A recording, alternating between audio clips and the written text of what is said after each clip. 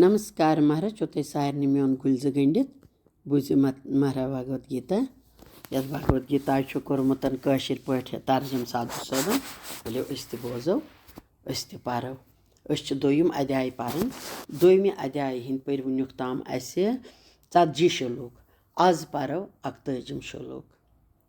हरिओम ओम परमात्मनि नमः। हरे कृष्णा 41 श्लोक। व्यवसायात्मिका बुद्धि एका एकोरु नंदन बहुशाखा ह्यनंता च बुद्ध्या व्यवसाय नाम। अमुक अर्थ अम्य कर्म योग सत्यवान मनुष्यस दृढ़ निश्चय बेश्रद्धा भाव बेहकान करित पनुन लक्ष्य निर्धारित छे गछान दूर सारे दुविधा। दोयमि अध्याय हुंद ज्ञान गौ साकार श्रीमद् भगवत गीताय हुंद सार। 42 श्लोक 43 श्लोक इकवटे। याम इमां पुष्पितां वाचां प्रवदन्ते अव्यपश्चितः वेदवाद रथा पार्थ न अन्यत अस्तीति वादिना कामात्मानः सर्गपरा जन्म कर्म फल प्रदाम क्रिया विशेष बहुलाम भोग ऐश्वर्य गतिम प्रति। 42 श्लोक तो 43 श्लोक अर्थ। अल्पज्ञानी मनुष्यस खुश छु करान हाव भावत केवल इंद्रिय तृप्त नच विधि परान नच शब्दन सनान केवल छु कर्मन फल छांडान तस्च ऐश्वरी भुगन च अभिलाषा सारे कोई कारण यो है बासान पायरे युस काय दिव्य ज्ञान बारंबार गच्छ से सहल संसार व्यवहार। 44 श्लोक। भोग ऐश्वर्य प्रसक्ता नाम तया अपहृत चेतसाम व्यवसायात्मिका बुद्धि समादव न विधीयते। अर्थ अमुक आसियस मनुष्यस इंद्रियन हुंद मोह सथ ऐश्वर्य भोगुक तमा युस मनुष्य परमेश्वरस दूर रोजान न आसस दृढ़ निश्चय न भक्ति भाव पाययुस काय दिव्य ज्ञान बारंबार गच्छ से सहल संसार व्यवहार। 45 श्लोक। त्रगुणे विषया वेदा निस्त्रगुणे भवार्जुन निर्द्वंद्वो नित्यसत्वस्था निर्योगक्षेम आत्मवान। अर्थ वेदन मंच मुक्ति व्यसन विथ सतगुण रजो गुण बेतामो गुण प्रकृत हंदियम त्रनवै गुण सारे कर्मन छ मूल आधार नीरथ न्याबर यमन त्रनवनी गुण मशरवित त्राव हानि तः लाभ त्राव सारे परेशानी तय फिक्र कर केवल आत्म त्यागुक व्यचार दोयमी अध्याय हुंद ज्ञान गौ साकार श्रीमद् भगवत गीताय हुंद सार शेतजम शोलो यावान अर्थोत्पाने सर्वथा संपुलतोदके तावान सर्वेषु वेदेषु ब्रह्मणस्य विजानतः अमुकार धर्म ग्रंथ पर्न सत्य मनशस सद गछान अंदरिम नेबरिम सारी प्रयोजन लॉकटी तालाब खोत पूर यथ कन करान सारी प्रयोजन बुढ़ जलाशय सारी प्रयोजन बुढ़ जलाशय पर्युस काय दिव्य ज्ञान बारम बार गच्छ से सहल संसार व्यवहार सप्तम श्लोक कर्मण्येव अधिकारस्ते मा फलेषु कदाचन मा कर्म फल हेतुभूमा ते संग असतो अकर्मणि अर्थ धार्मिक संसारस तै सरी कर्म करनी छिच कर्तव्य जनित मशरवित पानन कर्म फलन कर्तव्य जनित कर्ज कर्म फल छांडन वल गई दरिद्र कर्म फल नहीं हुंदन कंस अधिकार दोयमी अध्याय हुंद ज्ञान गव साकार श्रीमद् भगवत गीताय हुंद सार अर्थजम श्लोक योगस्था कुरु कर्माण्ये संगम त्यक्त्वा धनञ्जय सिद्ध्य सिद्धियो समो भूत्वा समतं योगः उच्यते अमुकार सिद्धि असिद्धि उचित बराबर त्रवित मुत माय हंज चाहत करथ कर्तव्य कर मंदनन जय लगित थाव अथ सरी बद तथ वनान संभाव रोजनुक योग यथ प्रख टविथ यवान घाट जार पर्युस काय दिव्य ज्ञान बारंबार गच्छ से सहल संसार व्यवहार कुनवंजहिम श्लोक दूरेन ह्यवरं कर्म बुद्धियोगात् धनञ्जय बुद्धौ शरणम् अन्वच्छ कृपणा फल हेतवः अमुकार कर्म फल छांडन वल हे अर्जन निमन श्रेणी हंद तै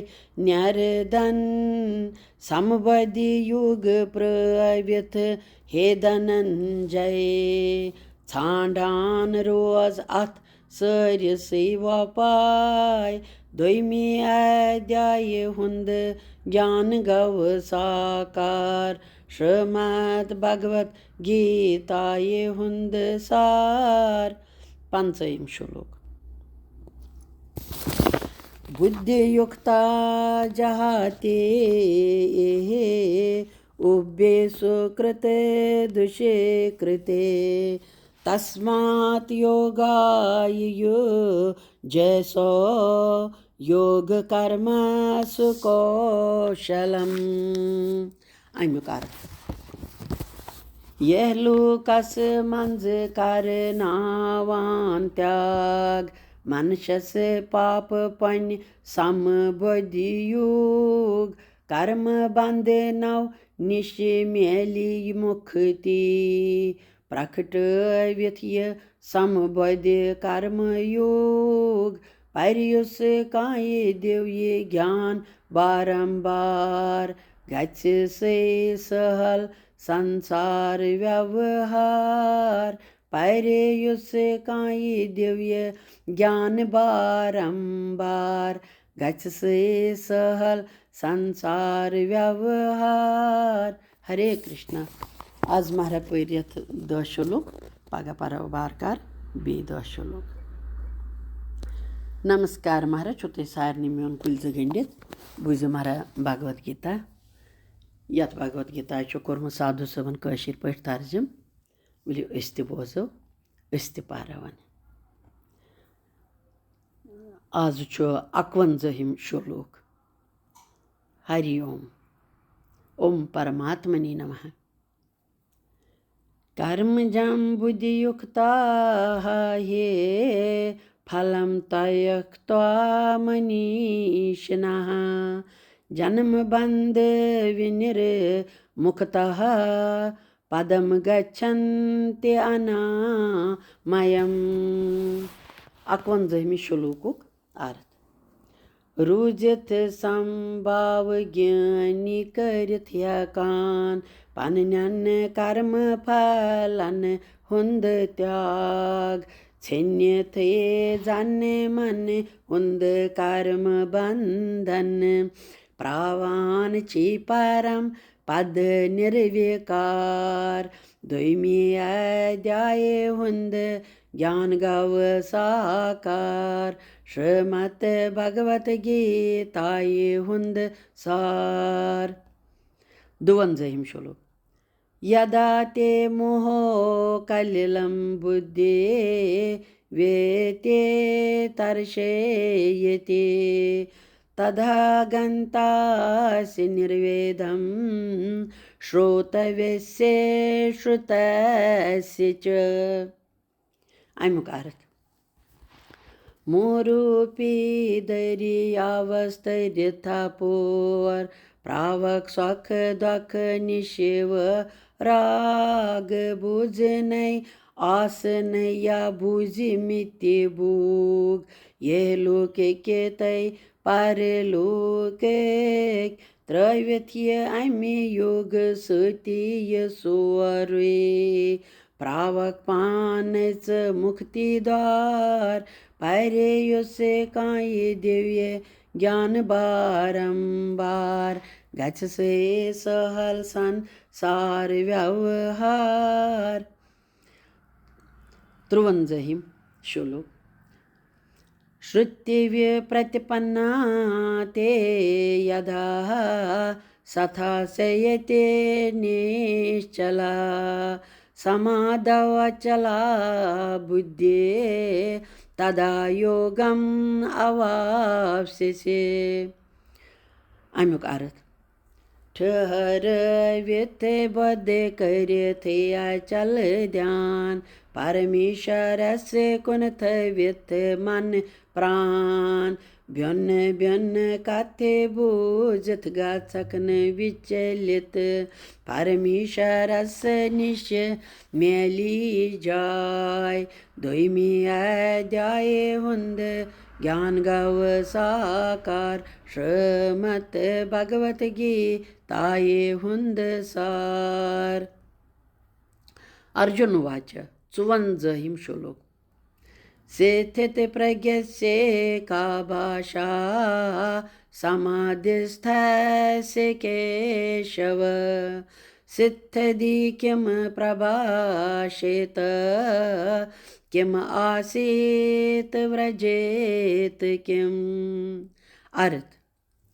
दाय ध्यानस मंजे रोज थे मनुष्य वन तम क्या लख संच आसान युथ से थर बौद्धि वोल किस कथ चुकरान बे किथे पठवाथान बेहान तय पकान अमी ज्ञानुक कर वर्णन हे कृष्ण अर्जन देव भगवान स्वनान परे युस काये दिव्य ज्ञान बारंबार गच्छ से सहल संसार व्यवहार।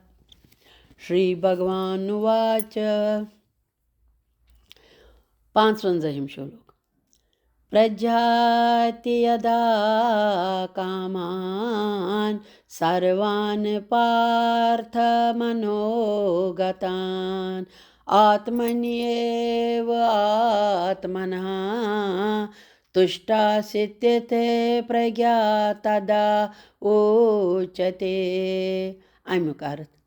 मनुष्यस्य आसान क्या छे लक्षण श्री कृष्ण वन्य अर्जनस योहि प्रसान।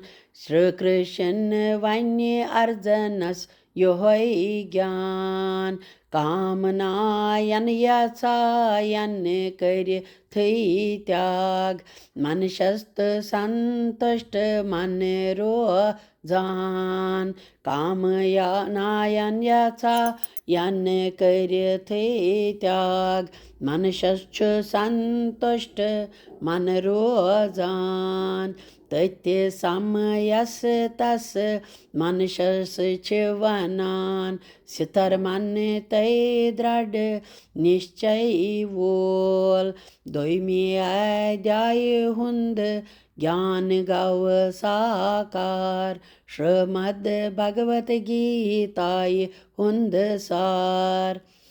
57 श्लोक। दुःखेषु अनुदिगन् मनः सुखेषु विगत सप्रह वीतराग भय क्रोधो स्थित दि मुनि उच्यते। अमुक अर्थ।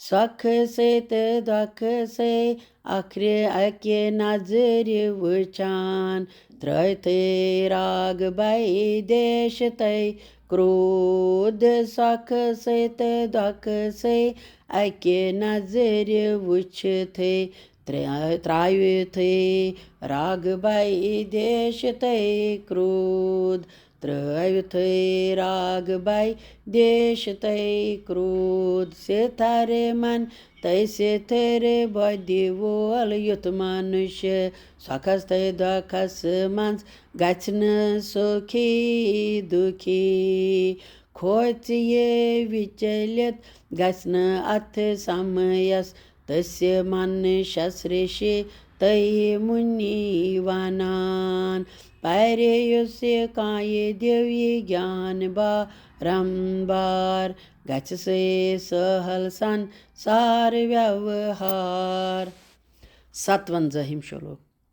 या सर्वत्र विसनेह तत् तत्प्राप्य शुभ अशुभम न अभिनंदति न देष्टे तस्य प्रज्ञा प्रतिष्ठता। अमुक अर्थ। लाए बाय रुस शुभ अशुभ अवस्थाए मन युस मनुष्य थैवे मन पनुनि प्रसन्न घृणातय प्रेम व्यय देशवर युथ सिथर बद वोल करिये व्यवहार दोयमी अध्याय हुंद ज्ञान गौ साकार श्रीमद् भगवत गीताय हुंद सार। 58 श्लोक। यदा संहर्ते च अयं कूर्माङ्गान्येव सर्वशः इन्द्रियाण्येन्द्रियैरथाभ्या तस्य प्रज्ञा प्रतिष्ठता। अमुक अर्थ। युस मनुष्य जागत्यान विषय जागतिक्यान विषयान निश्चय दृढ़पूर्वक इंद्रियान वश करेत युस मनुष्य जागतिक्यान विषयान निश्चय दृढ़पूर्वक इंद्रियान वश करेत यथे पट कछवथा वान चुई वटिथई पन्नन अंगन जगतस निश चूर योहै स्वभाव गछ जानून तय मानून शिथर बद थवनुक अख आधार पैरे युस काये दिव्य ज्ञान बारंबार गछ से सहल सन सार व्यवहार 59 श्लोक विषया विनिवर्तन्ते निराहारस्य देहि नः रसवर्जं रसोऽप्यस्य परम दृष्ट्वा निवर्तते अर्थ पानस विषयन दूर थविथे मनुष्य वश्य हेक्य करिथे सुइंद्रियन यथै पठ मनुष्यस्ते इंद्रिय मदद करान विषयन निश्चय दूर छस्थवान युथ मनुष्य कान वुच्यते परमेश्वरस प्रथविज्यते प्रथ जाय साकार पैरे युस काय दिव्य ज्ञान बारंबार गछ से सहल सन सार व्यवहार 60 श्लोक यत्तता हि अपि कौन्तेय पुरुषस्य विपश्चिततः इन्द्रियाणि प्रमाथीनि हरन्ते प्रसभं मनः अमिक अर्थ इंद्रियन हिंदी वेगुक प्रभाव युत प्रबल बेमन शस सुत लाये तैला गाव बुद्धिमान मनुष्यस थवान वश्य करिथे दूर चुन हेकान रूजिथे युंद प्रभाव दोइम्य अध्याय हुंद ज्ञान गौ साकार श्रीमद् भगवत गीताय हुंद सार श्रीमद् भगवत गीताय हुंद नमस्कार नमस्कार आज मारा पोय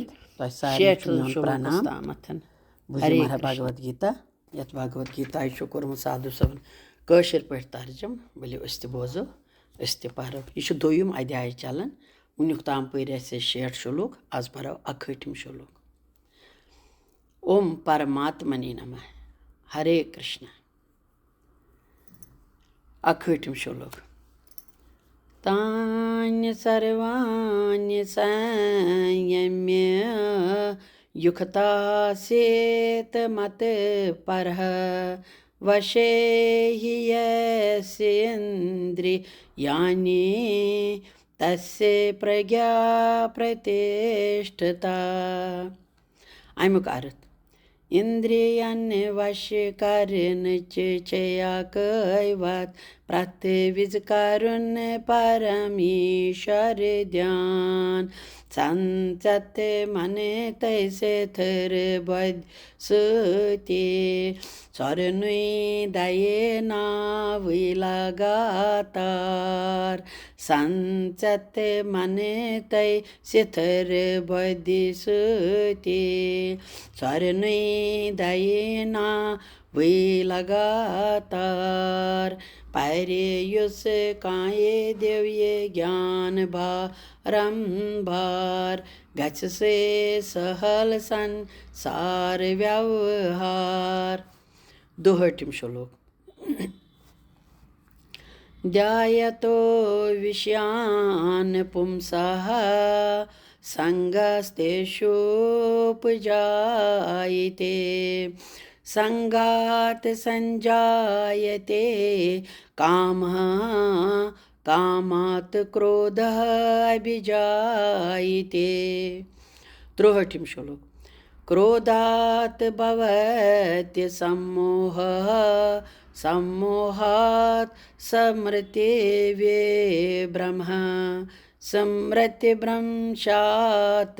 बुद्धिर्नाशो बुद्धिर्नाशात् प्रणश्यते 62 श्लोक 63 श्लोक इकवटे अर्थ विषयन हुंद चंतन करित मनुष्यस लालसायन हंज कल रोजान ये लालच छे कामनायन जाय देत अमिस मनुष्यस इंद्रियन वश करान यमने कामनायन वेगिन प्यन सत कामनाए चयन तस पूर गचान यथे पठ कामनायन यल विघ्नि पेवान तस मनुष्यस क्रोध हवी गचान क्रोध सत्य ब्रह्म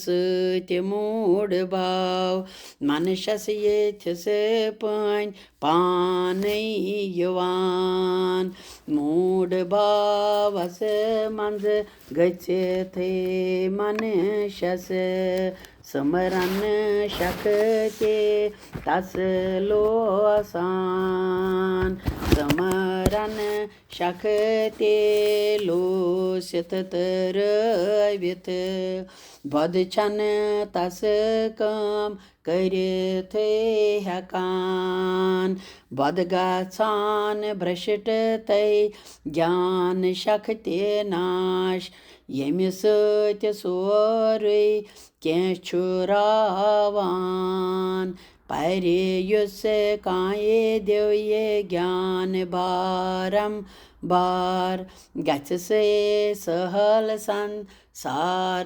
व्यवहार 4 श्लोक राग देश विमुक्तस्तु विषयानिन्द्रियैश्चरन् आत्मवश्यैवि देये आत्मा प्रसादम् अधिगच्छति अमुक अर्थ राग देश त्रवित इंद्रियन वशे करित तस्करान छुस परिपूरन कृपा परमेश्वर सुंद ध्याना करिथे अंतःकरण प्रसन्न रोजान सदा 2 अध्याय हुंद ज्ञान गव साकार श्रीमद् भगवत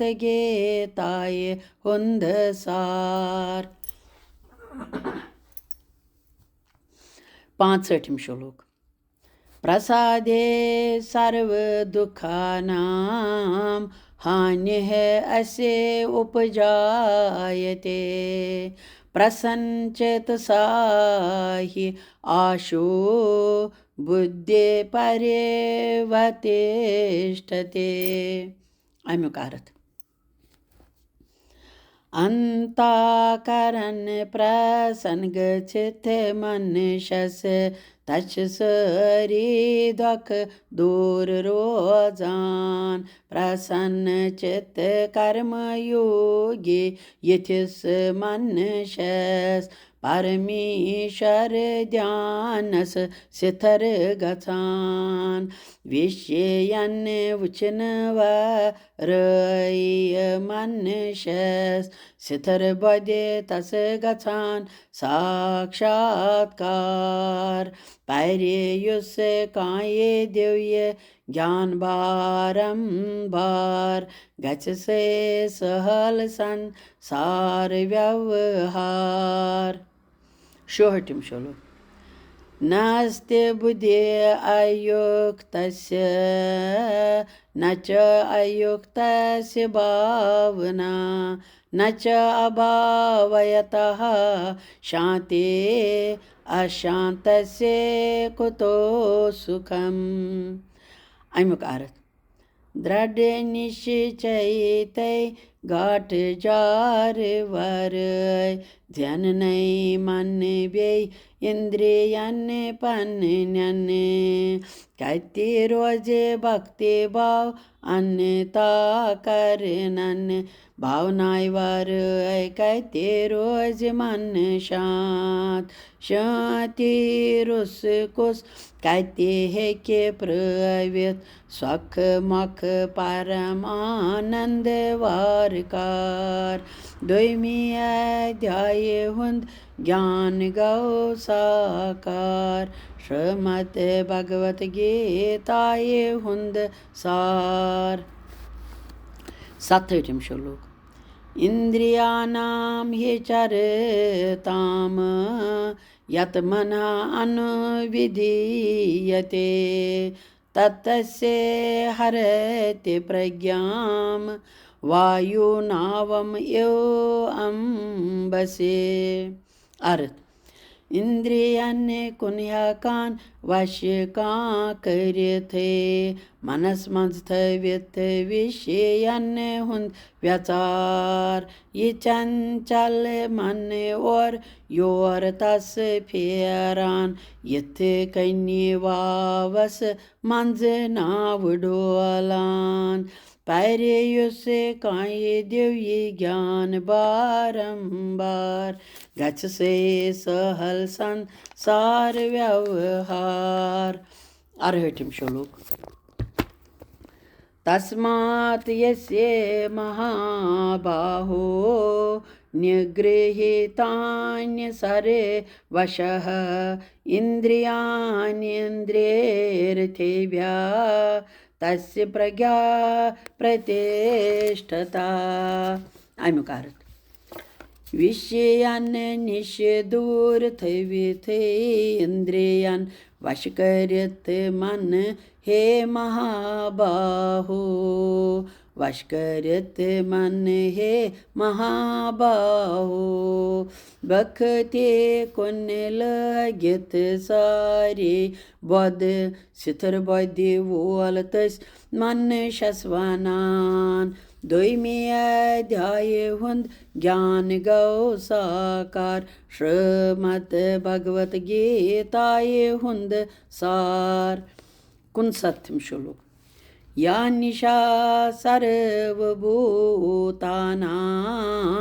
तस्यां जाग्रते संयमी यस्यां जाग्रते भूतानि सा निशा पश्यतः मुनेः अमुक अर्थ सारिसे जगतस रात येले आसान अमि सात जीव जच सारे शंगान आत्म संयमी मनुष्य अथ समयस गछान परमेश्वरस भक्ति मंज लीन संसार सुख बापत सोरे जगत येल सारी पनुन सुख छांडान अथ समयस्य थिर वद्य वोल ज्ञानी भक्ति वत्य पकवुन रोजान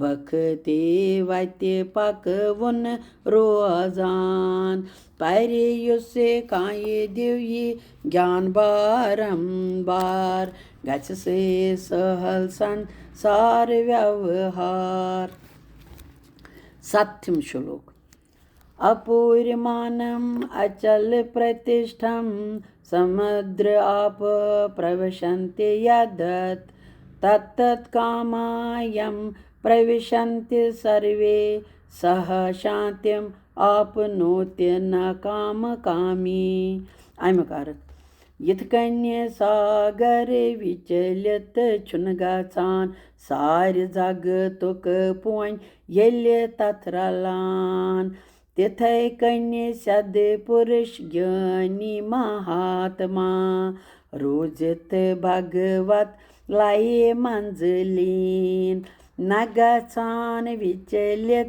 कामनायव सत न करक दुखी संसार व्यवहार युथ मनुष्य त्रावान भोगुन हंज याचाय प्रवित परम सुख परम आनंद पर्युस काये दिव्य ज्ञान बारम बार गछ से सहल संसार व्यवहार 61 श्लोक विहाय कामान या सर्वान पुमान चरति निःस्पृहः निर्ममो निरहंकारः सा शांतिम् अधिगच्छति। अर्थ ममतारयत वे अहंकार वारय सारन याचायन त्याग करिथे निष्काम तै निष्कल भावस मंज कार्य वार ताव तै पनुन व्यवहार मनुष्य थिस सारी हिवी बासान यमि सत सो प्रावान परम शांति। दोयमी अध्याय हुंद ज्ञान गव साकार श्रीमद् भगवत गीताय हुंद सार 62 श्लोक एषा ब्रह्मी स्थिति पार्थ नयनां प्राप्य विमुह्यते स्थित्वास्यामन्तकाले अपि ब्रह्म निर्वाणं रेचते। अर्थ दिव्य ज्ञानस्त ध्यानस मंज रूजत अति कति रोजे कंसे संसार ब्रह्म दूर गच्छते सोरुई ब्रह्म संसार अंत समयस गच्छस साक्षात्कार वत्यत प्रव्यत तत्परम पद से सुवच परमेश्वरस साकार पर्युस काये दिव्य ज्ञान बारंबार गच्छ से सहल संसार व्यवहार। दोयमी अध्याय हुंद ज्ञान गव साकार श्रीमद् भगवत गीताय हुंद सार। श्री कृष्ण अथ मंज अर्जन सिवनान शरीरुक तै आत्माये हुंद ज्ञान। ओम तत्सत इति श्रीमद् भगवत गीतासूपनिषत्सु ब्रह्म विद्यायां योगशास्त्रे श्री कृष्ण अर्जुन संवादे सांख्य योग नाम द्वितीयो अध्याय। हरि ओम तत्सत। अत दोयमी अध्याय महाराज 200 श्लोक वन पर मे 7 पर पत 2 श्लोक मे महारा पर यम तन। हरे कृष्णा जय श्री कृष्णा। अगर कुछ जाए गलती आस गसन तथ मर माफी दिवान।